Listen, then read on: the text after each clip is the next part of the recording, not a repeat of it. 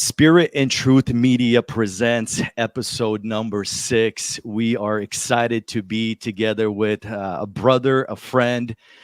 His name is Gena, and he has experienced the highs, the lows of life. And this is a story that's really bringing to light the incredible work of God, because sometimes you look at people's lives and you could say, hey, this person has been so far gone for so long. Everything in his life is against him. You have prison time, you have an addiction, you have ties with gang life. And then when you have God coming into the picture, and the whole life is transformed. Today, this is a story where we're going to look into our brother's life, and he's going to share with us the things that God is doing. Now he is a pastor. So he's pastoring a church in LA. They're also starting a rehabilitation center where they're going to be, focusing on saving people out of drug addiction, depression, any type of bondages. And just to remind, the purpose of this show, the purpose of this podcast is really to bring hope to those people who are maybe sitting in a dead end and they don't know a way out. I want to tell you, there's hope. The hope is in God, the hope is in Christ, and this is something that is available to everybody who's willing to humble their heart and to accept the name of Jesus as their Lord and Savior. Gena, thank you for coming and joining, putting aside this time out of your day, and really speaking to the people on the internet. Welcome to the show. Thank you, Roman. Happy to be here. I'm excited for what God is doing through your guys' podcast channel, and I think the Lord is going to be moving. Yeah, definitely. Let's do this. What I wanted to do is start from the very beginning. How did you grow up? Were you born in America? Because I remember the first time I saw you, we crossed paths, I believe, somewhere in church. And man, I looked at you. I'm like, this big bald guy who's got tats all over his hands.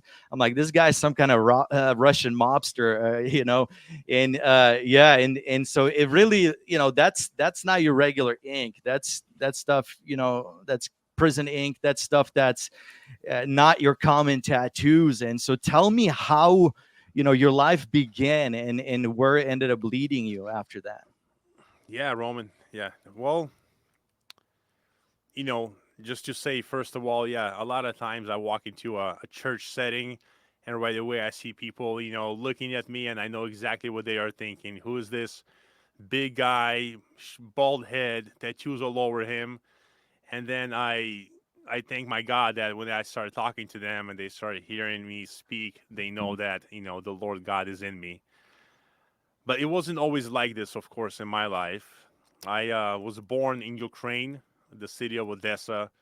It's a port city. I was had a mom and a dad who were very wonderful people. They loved me very much. I remember a lot of care, a lot of attention from both of my parents, father and mother, when I was a young kid. Um, I had a younger sister that was born to my mom and dad when I was about 4 years old. And then, growing up, I had the love and the care of my parents. But when I was 7 years old, which was 1991, and that's the year that the Soviet Union fell apart, it was a crazy time, um, in that region. And when I was 7 years old, I was coming back home from the park with my mom and my younger sister, and I remember walking into the courtyard where we lived, and our house was on fire. There was a fire that was set to our home, and that day I lost my dad in that fire. My father, he was killed in that fire. The fire was not an accident. Somebody set fire to our home to harm my dad. And from that day on, life, the childhood, you can say, was now, it shifted. Trauma came into my life, and I witnessed my mom, try to survive with the two little kids. I remember living in different places. I remember even staying in like hotel rooms. I wasn't really sure what was going on from the perspective of a 7-year old. I just know that we lost the place we lived in. I lost my dad. And now I'm witnessing my mom truly just trying to do whatever she can to survive. I in recent years I've grown so much respect towards my mother when I think back to those times. I can't even imagine what she had to go through, how difficult it must have been for her. It's a situation that was very, very horrific. The loss of her husband, the loss of everything she owned, and two little kids. Yeah, And so for the next, yes, and what I was saying is that story is very similar, maybe not through the fire, but I believe many kids in America today are going through that, where the family is torn apart, loss of a father, either father's in prison or absent out of their lives. And it creates a turmoil, right? It creates this a child without a father figure, is a child that by statistics does not have the same opportunities Mhm. or chances at life as a child with a father figure. And Mhm. that's something you had to deal with. um, maybe was there, like, what was going on in your heart when that happened as a child? And then um, did it really like snap you into reality? You had to grow up very quickly, or how did that all unravel? I mean, thinking back to it, one thing that I can say is that I believe in the young age I felt a sense of responsibility to have to even care for my mom as well, just to kind of be even more like the man in the house in my own like 7-year-old mind, 8-year-old mind. As I began to get a little older, it was just it was like a race. I mean, the moment that happened, after that, it was just like a non-stop type of hassle because my mom had to move from one place to another place, and she had to provide for the family. So, at 7 years old, you don't really understand all the details of what is going on, but you're just looking at a life that is like fast paced, not much stability in it. And even something that a 7-year-old kid should not have to experience is a sense of trying to care for my mom now, because obviously you're witnessing your mom going through something that is harming her. You see her crying, you see her like struggling, and just and being the little kid, you care for your mom, you care for it, so you're kind of taking a role in it. But Yeah. obviously you're not mature enough to even understand what is really happening. And and I began to experience that, once my dad passed away, and then going 3 years, further in, when I was 10 years old, finally my mom got the right papers in order to immigrate to the United States, and we came to the city of Los Angeles. That's where we came to. We moved into a neighborhood over here, it's the Hollywood area. And during that time, many immigrants moved to that area from the Slavic countries, from the ex-Soviet bloc countries. So, you had different nationalities. You had Russians, Ukrainians, Armenians, Georgians, people from all over the Soviet Union, kind of moving into this neighborhood in Hollywood in Los Angeles. Yeah, and Uh, it's not the nicest neighborhood to move to, right? In the 90s, what is that, mid 90s? What year is this when you end up so here in we moved here May 95. May 95? So 95. my family migrated to the US in 97, but Mm, we ended up in Colorado, in like in northern part of Denver, which is like a suburb. mhm, You immigrate. I mean, Odessa, that time, Odessa in the 90s was a criminally held, port city, okay. right? And, even going to what happened to your dad, I'm sure there was some type of ties there with, Mhm, uh, you know, either racketeering or something was going. I'm not sure if you know the story of what happened, if your mom ever told you about that, but I mean, there was a lot of crime going on. I witnessed my best friend's dad. He got dropped from the seventh story oh, because he owed some money to the mob. And I mean, I ran right into him, blood coming out of his mouth, out of his nose. It was like a shocking experience for you. And so mhm, that happens to you at 7. You end up in Los Angeles at 10 years old. And that's like a lot of West Coast rap, a Mhm. lot of gang member activity going on there. This sin life is being praised, right? Drugs, rap music, gangs lifestyle is being glorified, Mhm. and then you're there smack in the middle of it without a father. What does that begin to impact you like? Yeah, well, I mean, you hit it right in the money right there, Roman, because as a young kid, so I'm now 10 years old, 11, 12. This is preteen. You come into a new country, you don't know the language of this new country, so right away you're already outcasted in the sense. Okay, your mom is, she's trying to make all ends meet. She's working multiple jobs, trying to provide for her two kids. So she's going to night school to learn the language. This is a typical story of an immigrant family which has a broken, family unit in it. A parent is missing. Usually, it's the father figure in whichever way that came about to be. So I find myself, in this environment now. And you're absolutely right. Los Angeles, it's a gang culture, the music, 90s. This is like gangster rap music. We're talking about the glamour that is being portrayed through these songs, just to be this gang member, alcohol, smoking blunts, smoking weed, doing crime. You know what I mean? Is Yeah. this whole like glamour that's being just like portrayed in it. And now you're going on the streets, in the parks, in the school that you're in, and everybody's listening to this type of music, and you see it around you. As a young kid, you're looking up to something. You want to look up to something. And I just want to make it clear that my parents were not religious parents. I didn't grow up in a religious home. I was not introduced to the faith, any kind of faith, honestly. But I'm looking for something. I'm looking up to something. My mom is busy. She's working, providing, trying to make ends meet. I'm on the streets. I'm looking around the neighborhood. I see these guys that are older than me, you know, acting the way that I hear the gangster rap music portraying it. So now I'm influenced by the glamour that I hear in the music, and I see it around me.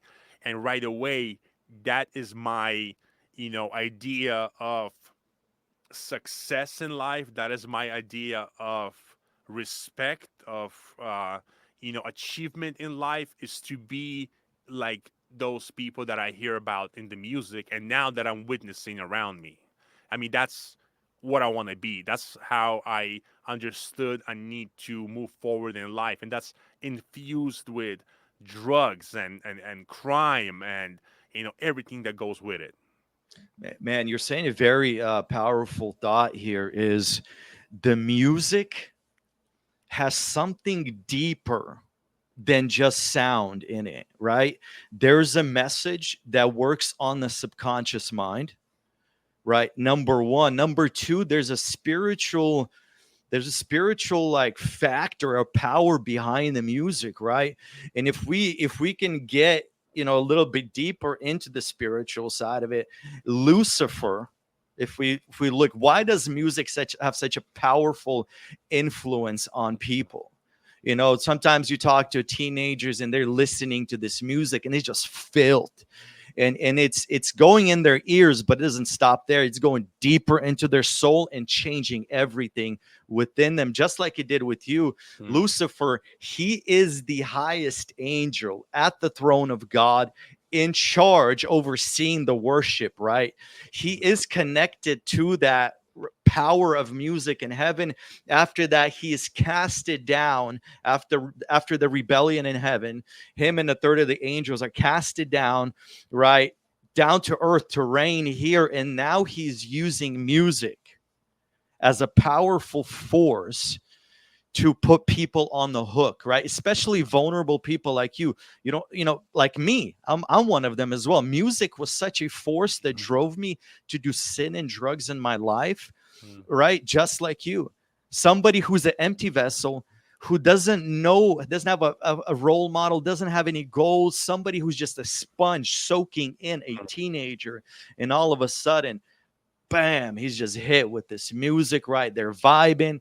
not in their head. They're in the party scene, they're getting high, and then that music is programming. Before you know it, I mean, your whole being is influenced by that. Is that kind of what happened to you? Was it just like you were just gripped by it and that's it? Absolutely. I mean, the thing is, that we don't realize, is that we're being indoctrinated by something in our life. Yeah. Our mind is constantly just being fed and, influenced by something in our life, and unfortunately, majority of time, it's the devil just preying upon you. He knew that I was crying out within me to have a father figure, to belong to something, to have that sense of like embrace. You know what I mean? And Yeah. and the devil is feeding that by this false concept of gangs and drugs and all of these things. And yeah, and as I continued, I mean, going into my teenage years, at first, like 12 years old, it started off by, drinking the 40s, like the Mickeys and the Old English that you see in the rap Yeah. videos. You're 12 years old and you're competing with your homies to see who can drink more 40s. You know what I mean? And you are, you're smoking blunts and you're smoking weed and you're doing all of those things. And then as I'm getting older now, going into 15, 16 years old, now the drugs are getting heavier. Now we're stepping away from the weed and the alcohol, and we're going into, in my personal journey, it began to be methamphetamine. Now now the meth, I mean, is it's like now you're infused with the high of methamphetamine, and you're still reaching to be that gangster. Do you know what I mean? Now you are, committing crime, and you're infused by the meth, and now you're doing things that you probably wouldn't have had the courage even to do unless the drugs were infusing you. So now, I'm out there 16, 17 years old, running around, part of a gang, getting high, and you have this false concept, and you're feeling like you're like Al Capone or something out there. You know what I mean? You're like untouchable. You have this false, like, like conception of who you truly are. You know what I mean?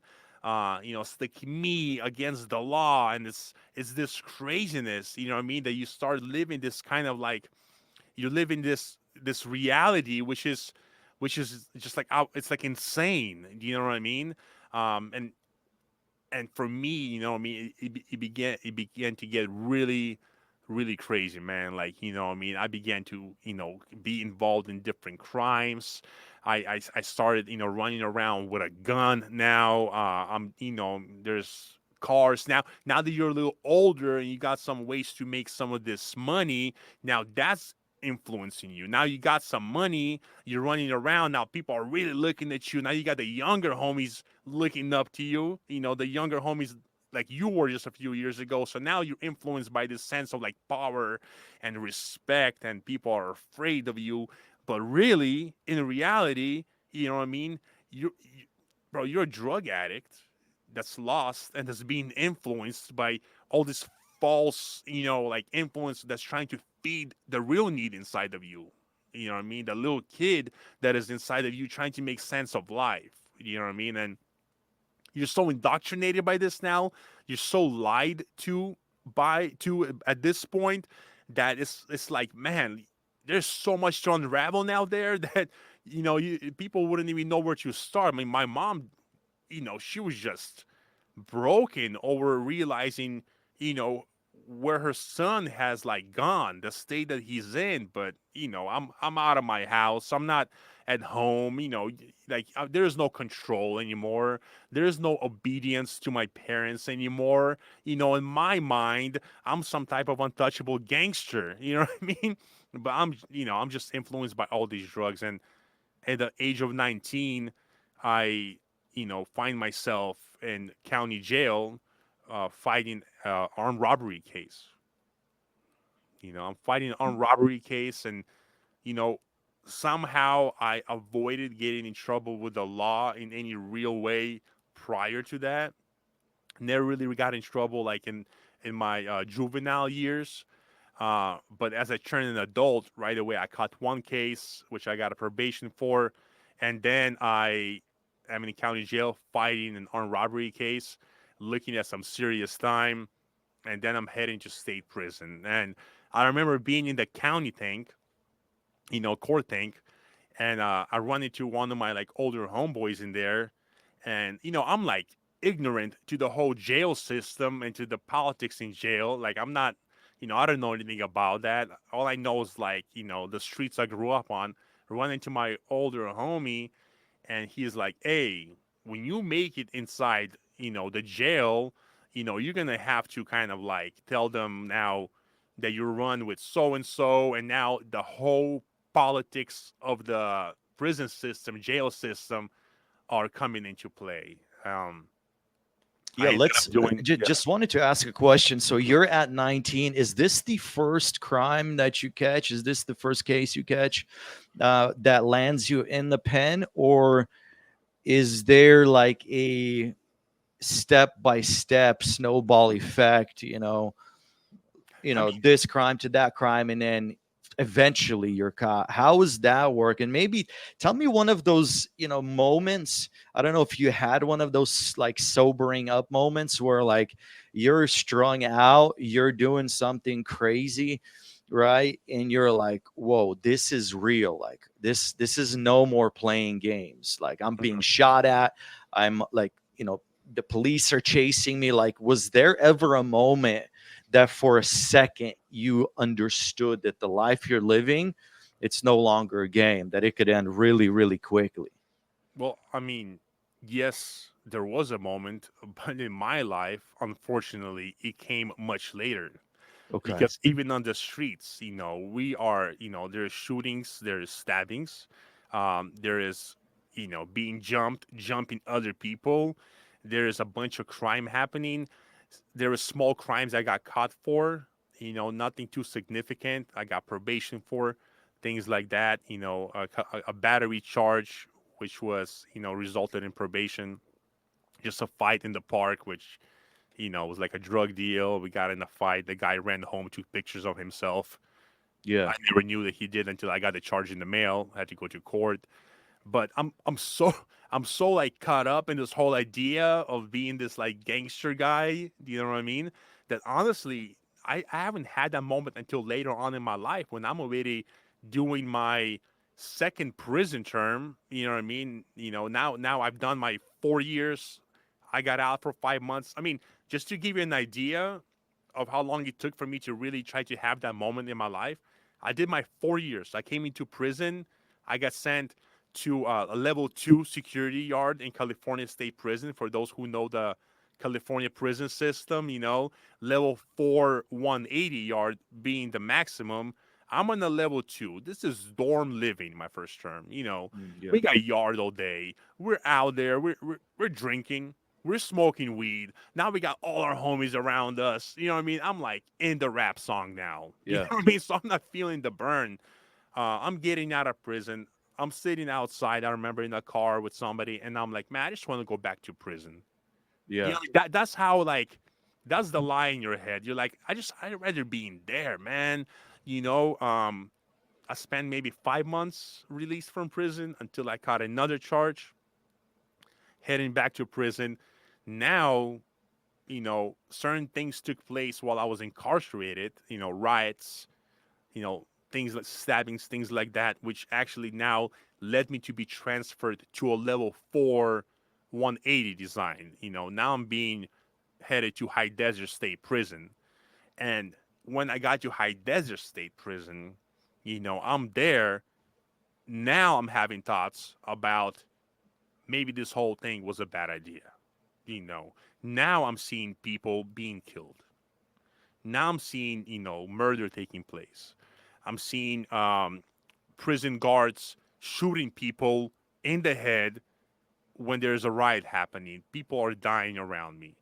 Every word that you say can and most likely will be used against you. So it's this high, you know, level of stress, constant tension that you are in. You understand that now you can't like just punk somebody for something, because every guy on that prison yard is there because they did something to get there.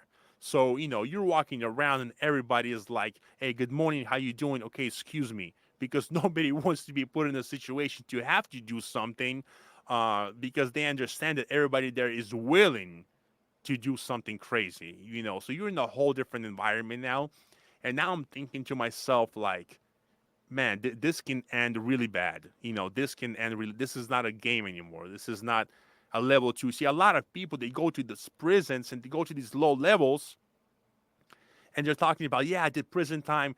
It's like, bro, but you were like, you were, it's like Like a summer. camp, a little Yeah, camp, yeah. it's like summer camp. Some of these places, you go to a maximum security level 4 yard, especially the 180 yards. That's a whole different experience, man. That's a whole different thing. And I'm seeing people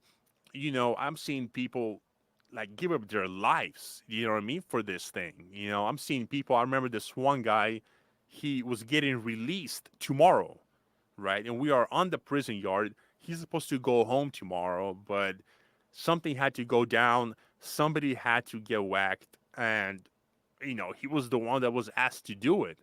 And he's so like eager to just even have the opportunity to do something for the cause, that he Yeah. takes that knife, he goes and he does that crime, and then he gets a life sentence, and he was supposed to go home tomorrow. That's the trap, man. You know what I mean? You're like ready to lay your life down for this idea that it's really just out there and it's not even real. Do you know what I mean? I mean, now that you're a believer and you understand the power of good and the power of bad, right? You have these two forces in the spiritual realm that are trying to influence a human being. And I've said this before, there's not a single person alive that is free from everything. You're either influenced by God, by good, by the truth, or you're influenced by the devil, right? The flesh. And everybody is always under the influence of something. Now that you have this understanding, why do you think those people are so committed Mm, to doing that?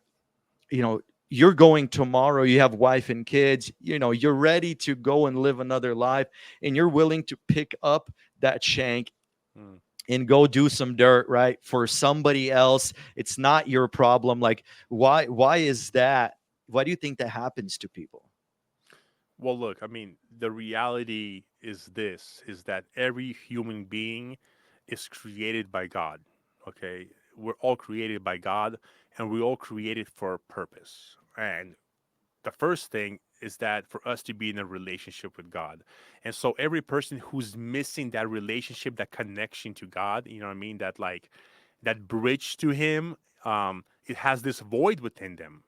And that void is going to be filled. And guess what? The devil is going to try to to to to minister to that void that you have inside you, and he's going to try to provide all of these false and fake things which you think the way he provides them for you, you know what I mean, like on a gold platter. He's saying, hey, this right here is what you're missing, this right here is what will satisfy and fulfill. And we, because we are hungry and we don't understand what we're really hungry for, which is a relationship with God, we are being fed and we're taking all these things in, and they're satisfying us only to a certain point, and we want more of it and more of it and more of it. And that's truly what it is. I mean, you were created to serve God, and when you're not serving God, you're serving somebody. And so the devil, he's playing tricks with your life, man, and you're like a puppet on a string.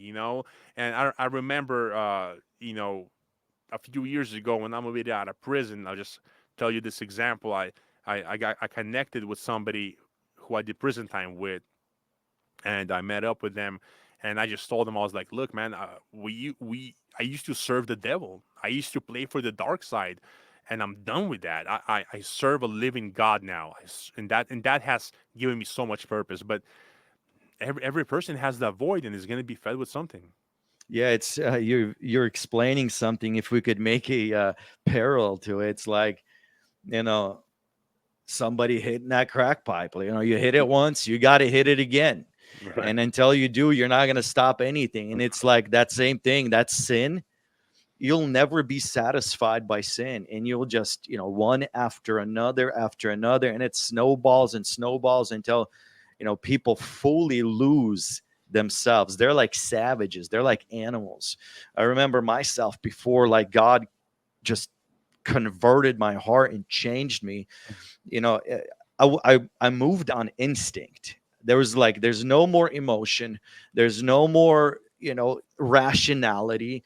You just do what needs to be done to get what you want, and there's nothing in the way. I mean, not your own mother, nobody will get in the way, because all of your humanity is robbed by you because of this over and over, you know, this chase of sin, and it steals your soul. You become an animal.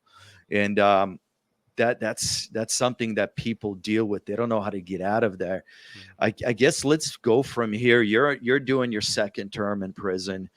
You're having close calls, right? Is Was there times where you had to do something you want to do, right? You were called to do something, and you know you had to be obedient to the law, right? To the law of Absolutely. the politics of the gang. And from there, what was your next moves? Like, were you trying to seek a way out, or how did it go from there? Yeah, so at this point, I'm doing my second term. I find myself on this, level 4180 yard, and you know, I'm getting involved in the things that are happening there. A lot of the time you're spending on lockdown as well. You're just in your cell. You know what I mean? Then you get released. There's constant tension. Um, I mean, obviously, you're always called to participate. You're always called to be involved. So there was crazy riots. Crazy situations where there was knives involved. All of those things. The day is coming for me to be released. I get transferred because my points dropped right Who before are I you release. running with there? Who are your people in that place? Like, because I know the politics there. Like, you can't just catch. You know, you can't line up with anybody. Like, Right. you have to choose either one or the other. Yeah. You So when I can't be was by yourself. no, you definitely cannot be by yourself. That's not going to work out. California prison politics are pretty intense.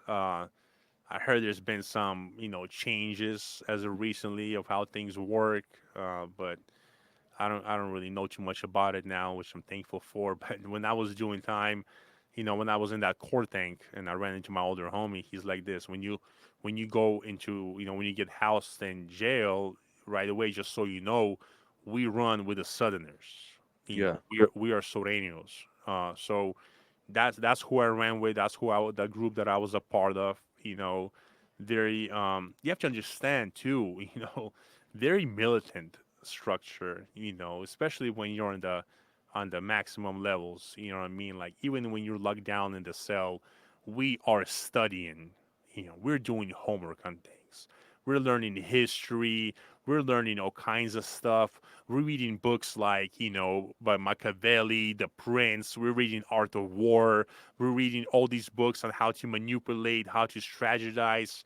We're being schooled and indoctrinated by these things. I mean, we're becoming, you know, you take people from an immigrant neighborhood. They don't have a dad. These guys are growing up. They're being introduced with this gang culture, given a path to some kind of success in their life or achievement. And now they're, doing crime for their neighborhood, drugs, all those things. They find themselves going to prison. And now what happens in prison is they become hardened criminals yeah, who are trained to be domestic terrorists. They're being trained by the whole system just inside the prison how to manipulate, how to run game on people. Do you know what I mean? How to commit crimes in an organized manner. Do you know what I mean? And so that's what's happening over there. I my As I started getting closer to my release date, my points dropped. I got transferred to a level 3 facility, and I was released from there. I'm coming out of prison. I've experienced this craziness now on the level 4 yard. I've seen murders take place, and all kinds of violence take place, and understanding how this is serious now. It's not a game.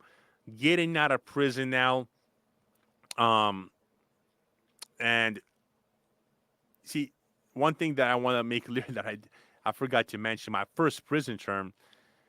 Until that point, I got an addiction to meth. I got an addiction to these other drugs. But my first prison term, when I was on the level 2 yard, I remember somebody introducing me to heroin now. Now, this is the first time in my life where, one of the older homies, he's like, hey, youngster, do you want to do a shot of heroin, basically? Do you want to get loaded? And of course, I'm not going to say no. I'm witnessing all these older homies, like, that's what they do. It's like a cup of coffee, Hey, let's get some coffee and talk about something. Hey, let's get loaded and chop it up. You know what I mean? Yeah. That's what. So now I got a heroin addiction. So now this is going into my second term. I'm getting out of prison after my second term. I got a full blown heroin addiction as well. Do you know what I mean? From prison, like you were accessing that in prison. Well, there was times in prison, especially on the level 4 yard, where you got dope, but because of what was going on over there, there was times when it was difficult to get drugs in there. So Yeah. I'm not coming out with the heroin addiction at the moment, but my mind is definitely Yeah. looking to get high and get loaded. The moment I Right. step out, you know what I mean. So now the first thing that I want to do is I want to get the syringe, and I want to get some dope. Do you know what I mean? So now I'm coming out of the level 4. I've been part of that environment where it's super violent, and I definitely don't want to be part of it again. But I gotta get high. I gotta get high. I gotta check in with my homies. I gotta see how I'm gonna make some money. All that I know is that lifestyle. So I'm outside of the prison now, but I'm running around now again in the neighborhood. Now we got some connections. Now we're making some more money, and it's just infusing this whole lifestyle that continues to happen. There has been no break. There has been no way out. I remain, on the streets, going in and out of county jail, and now I get another charge, and I'm back on my way to prison. You know what I mean? Now I have waited 8.5 years that I've done, but I'm back on my way to prison now again. And now I'm fighting 20 something years. That's what, it was like 29 years that were hanging over my head now. I'm on my way back to prison, find myself in prison again, find myself in the hole doing solitary confinement. And that's when something began to happen in my life. Now I'm 32 years old. I remember 30 years old, when I went in for my third term, still in the county jail, sitting on my bunk in the county dorm, 30 years old, looking across to a bunk on the other side of the dorm, and I see one of the OGs over there. He's like in his 70s now, and he's going through his bag of soups, the ramen soups, and I'm thinking, and he's and he can barely move. He's like 70 something years old, and he's about to go do another prison term, and I'm thinking, dang, like time is a real thing. You know what I mean? Like, I'm Yeah. not 18 years old anymore. Time is moving. Yeah. You know what I mean? Time is moving. So now when I went up to prison for my third term, um, I'm find myself in the hole. I'm there for a while, and that's when something begins to happen in my life. Yeah. That's that. Hmm. Tell us that beacon of light, at the end of the tunnel, like Hmm. what does that look for you? Because it's very interesting. God finds people Hmm. in unique places in their life. For me it was in one place, right? For you in another one of the co-host to this place, he was in a prison in Canary Islands, right, doing a stretch there. And so God meets the sinner in the place of his distress at the rock bottom, right? Because he's interested in taking the broken, the wounded, and mending it, restoring it for his glory. So, yeah, what does that look like in your life? A miracle. So I'm sitting in that prison cell now. I've been in prison for majority of my adult life. At this point, I'm already a couple of years into my term. at this point, I would have done like, over 10 years in prison of my life. So I'm sitting in prison. It's not something really new to me. I've been Mm, in the hole before, I've been in crazy situations. But for some reason, man, you know, I start thinking about things I've never thought about before. And I got afraid. I remember, like, specifically, I'm like, man, am I going soft or what's going on with me? I start thinking about life. Like, why am I born? Why am I alive? What is the purpose of life? I mean, I'm gonna die and all I'm gonna have to my account is this craziness that I lived. Like, what am I living for? Do you know what I mean? Like, what am I really living for? Like, what's gonna happen when I'm faced with death? Am I gonna care about some guys that like respected me because I was an idiot? Am I gonna care about like the money that I might have had? What am I gonna care about? And I realized, like, man, there has to be a purpose to this thing called life. I mean, what's gonna happen when I die? I start thinking about this stuff that I've never thought about before. Is there something after we die? Is there some kind of, what happens? All these like spiritual, philosophical questions that are being pressed heavily onto my chest. I mean, it's like they're heavy on my chest, and I'm in this prison cell. I'm not coming out of the cell. I'm locked away right there thinking all this stuff. I'm like, man, am I going soft? What's going on? But is there a God out there? Like, and a new neighbor moves into the cell next door, and what we do, we read books. Somebody new comes on the tier. I knock on the wall. I'm like, hey man, you got any books you brought with you? And he's like, I got this one book if you want to read it. I'm like, yeah, I'll send over my line. I send over my fish line. He shoots the book over. It's a book that talked about prayer. I don't remember if it was Christian or not. I wouldn't have even recognized if something was Christian back then. He just talked about prayer. I read the book. Now I'm really like in this place in my mind where I'm like, is there a God out there? And so yeah. I pray for the first time in my life. I get on my knees in the cell. And now during this time, this is like 3, 4 months happening. You know what I mean? I'm in there. I have cellies that come and go, but I'm just in there. And I get on my knees and I pray. And I'm like, God, if you're real, I want to know. I just want to know if you're real or not. Simple, very sincere prayer. Very sincere prayer. I really wanted to know if there's a God out there. That would have given me so much just hope, just to know that there's more out there than what I know. Had a little prayer. Now I get released from the hole, not too long after that, and I go back to the main line, and I got me a cell phone now. I got all my hands right there. I got me a cell phone. I'm sitting on my cell phone on Facebook, and I get a message from an old friend, right? Who we would get high together. We would do crime together on the streets. Last time we seen each other, it was not a pleasant meeting. I'm like, why would this guy want to reach out to me? And he's like, hey, can I call you?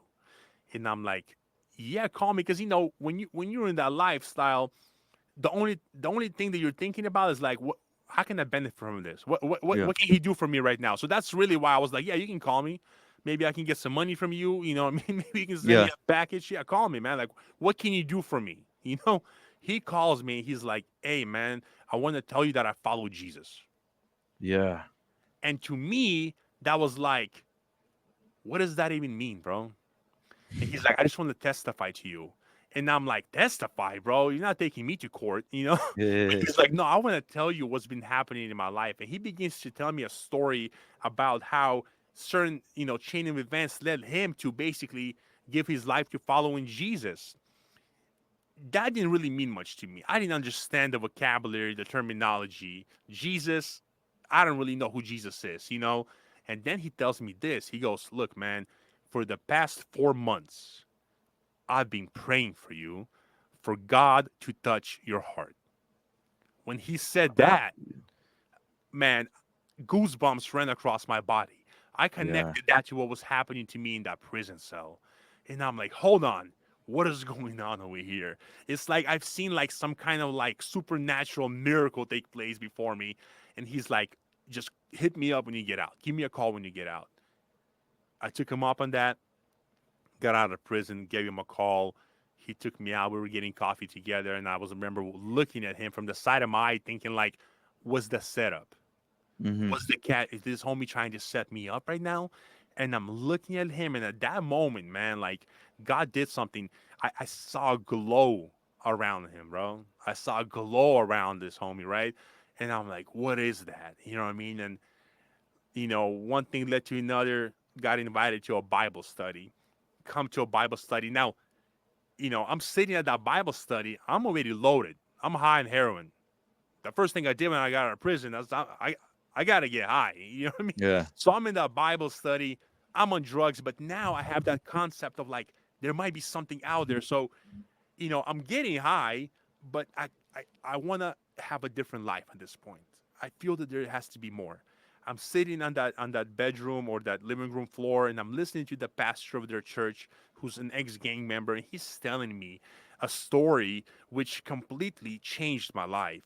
He's telling me not that there's only a God out there. He's telling me that God is alive. God Yeah. desires for me to have a relationship with Him, and God has done everything necessary for that to happen. He has made Himself come down to be among us. He became the man Jesus Christ, and He walked among us. He went to the cross and took all my rebellion and all that foolishness and crime against Him that I have committed and died for that on the cross. And He has done that just so that I could have a relationship with Him. And he's telling me this, and then he asked me, he's like, "Bro, do you want to follow Jesus?" And I look up at him with like this sense, and I'm thinking in my head, like, bro, if that actually took place, like if that really happened, like God came down, all this, hung on the cross, resurrected on the third day, literally came back to, if that happened, and if I miss this, I'm the biggest fool. Yeah. I'm the biggest fool. I'm like, I gotta know if this is real. He's like, "Do you want to follow Jesus?" I look up at him and I'm like, "Bro, I still got questions. And he's like, "What if I tell you we all got questions, bro? We all got questions. So we're gonna have questions until the day we meet Jesus. But do you want Jesus to start answering your questions for you?" And I'm like, "Bro, I do. I do. I do. Yes. I want there to be more. I do." They prayed for me, and bro, I felt the embrace of God. I began to cry, this like tough guy, you know what I mean? I'm crying on my knees in this living room. All the people are gathered around me, clapping their hands, bro. That was the moment I met Jesus, bro. Wow, That's the wow, moment I that met is Jesus. powerful. So you just described this story of the spiritual realm where there's a person interceding. And in that question we asked in the beginning, how does a person so brainwashed, right, so indoctrinated on the hook of Satan, right, who's a slave to sin, as you were, multiple prison terms, drug addiction on top of drug addiction, right? So much of your mind was corrupted. How does that person get out of that dead end? And the way out is through God. Somebody is interceding for you. God begins to supernaturally just take that fog out of your eyes, and you're actually seeing, hey, this old dude here picking through his ramen, like, Mm, he has nothing there. Like, mm, all of his investment into the gang life, he ended up with nothing. mm, And that is supernatural. That is so mm, powerful that through prayer, God is able to reach souls and save them.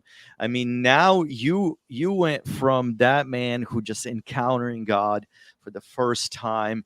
Now you are, you served multiple years under the ordination of an evangelist. mm, Now you are a year, almost a year, that you have been ordained as a pastor.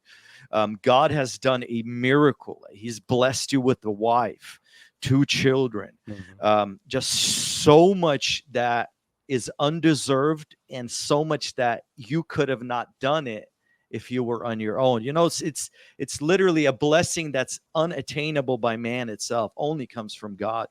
um, you have the project, the new church that was just gifted to you in LA. So this new journey, you going from Vacaville in LA. Tell us a little bit, what is going on in your life. We have, about 10 minutes of this show.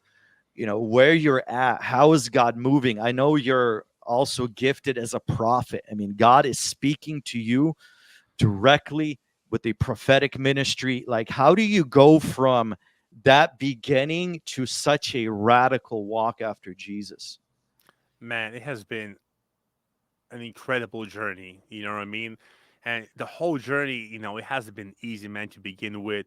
I didn't really know how to like hold a job, how to do all these things. Just, there's been slip ups. That's the thing, man. You know what I mean? Like, we might slip up, man, but like God is there to hold you Yeah. up. And as long as we understand that we need Him, then He's going to hold you up and lift you up. I mean, there had to be a full surrender that happened in my life to say, God, I have a life because you gave me a life. And because of this, Lord, this is your life. You do as you want with this life. I dedicate it to you, like a clear moment where that took place. Um, and I just seen God do some miracles in my life, man. Like one after the other. Yeah, I have a beautiful, amazing woman who I'm married to, man. She's such a great support to me. I have two beautiful little girls, my daughters, man. That's a blessing. But just as of recently, 3 months ago, I moved back to Los Angeles. We planted a church here. We're about to open up a men's home here. And I've seen God provide it in a miraculous way. I mean, I've been praying for Los Angeles the whole time I was up north for some time, involved in ministry over there, and I'm praying for LA, and I'm asking God, like, God, when do I move my family down there to plant church, to do ministry? We're taking trips down here. I'm organizing big trips, like 20, 25 people. We're coming down. We're ministering in different neighborhoods, Pacoima, San Fernando Valley area, you know what I mean? LA, MacArthur Park. We're telling people about Jesus, our stories. But I'm like, God, I know you want me there. When do I move down there? And I'm in my room. I'm praying to God. I'm like, Lord, just tell me when. And God just speaks to me and He says, look, you decide when you will go and you will see me provide the path for you. I'll open all the doors. I run out of my room, run over to my wife. She's in the kitchen. I'm like, yo, we got to pray. Just commit right now to the Lord when we're going to move our family to LA. We pray. We make a commitment. A few days later, I get a phone call that leads to us basically having a whole church building gifted to us in Montebello in Los Angeles. I mean, a beautiful building, man. Like it's just being given to us by God Himself. That whole process, little miracles along the way. We moved here July. Just a few months ago, we moved over here with my family. One thing after another, I knew that I have a calling to work with people who are in addiction, you know what I mean, in gangs. So I'm like, we got to get a rehab home over here. And so start taking the steps for that. Found a beautiful property, man, half an acre lot, 10 minutes away from the church. That whole process was just miracles after miracles. Now we got that house, man.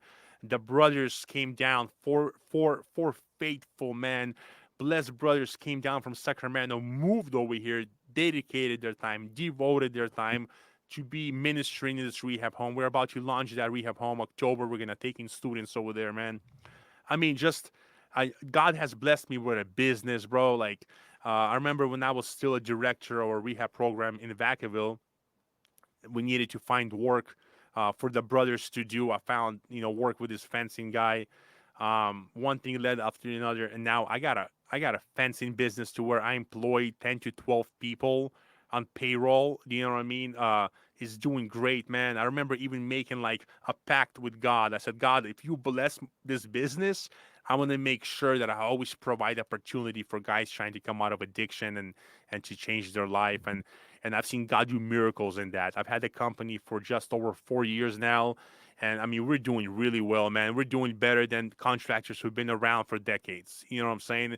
And just, and I drive in my car, Roman, and I by myself, and I have a moment to reflect about like how God took my life and just reorganized everything in my life. And I'm looking at my life and I'm like, bro, it was not me. And it's hard for people to understand. They're like, hey, good job, bro. You did this, you did that. And I'm like, yeah, for sure. Like, praise God. But what they don't get is like, I'm not at the steering wheel, bro. Like, Yeah. I'm not, I'm not driving the car. Do you know what I mean? Like, I'm blessed to be sitting shotgun. I'm blessed to be sitting rear passenger. But Jesus is driving this whole thing, man. And I'm just there ready to listen and be obedient. And I pray that I can honor him in all my little choices and decisions in life, man.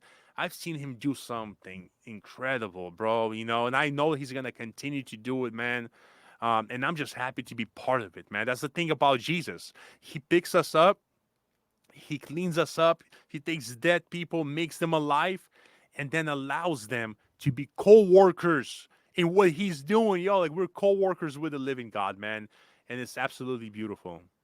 Yeah, that is an amazing story. Give a like just a 60-second call out to a person like you, to maybe there's people on the streets now doing a prison term, right? Second, third, they're in heroin addiction, meth addiction, right? They're tied to the gang life. Maybe speak to that person that's going to be watching that show and just give them a message like, hey, your life is not over. Yeah, man, I have to say that. Look, just look back how many years have already passed. Like decades have passed, 5 years, 6 years, and whatever you're at before that, you find yourself in the same place now. You're going to prison, you're getting out of prison, the same trap house, the same guy sitting on the couch smoking heroin or meth. The same stuff is going on. Time is flying by, man. And what you think you need in life, what you think is trying to feed that hunger for what you're looking for, man, like God has that for you, and God has done the impossible in order for you to know Him. Like Jesus is real. Jesus doesn't condemn you, but Jesus forgives you when you come to Him. You know what I mean? He satisfies, man. That's where true purpose is. And like, you don't have to get high to experience joy and happiness. Like, He will restore. He will heal. He will give you a purpose. As hard as we be going for the gang, as hard as we be going for a cause that is not even real, like, bro, you can go that hard for Jesus and you're gonna have a secure future. You're gonna have a hope that nobody's gonna take away from you, man. It's a beautiful thing, man. God bless you, brothers. Yeah, thank you so much, friends, for joining us on this sixth episode of Spirit and Truth Media. We ask all of you who are listening, share this with a person who think would benefit from this. Subscribe to the channel, like this video. If you have comments, right, if you have any needs, I will go ahead and link up the church in LA and also connect to Gena. So if you have people in addiction, maybe you're looking for a church in the area, you guys can connect, right, and begin to find a way out of your darkness. And yeah, it's been a pleasure, brother. And we will stay in touch. I'll see you in Oregon, I think in less than a week. Yeah. God bless you. Thank you. All right, brother. God bless you, Roman. Yep. Thank you. All right. Thank you. Hallelujah. Yeah. Thank you, Roman. Okay. I'll see you.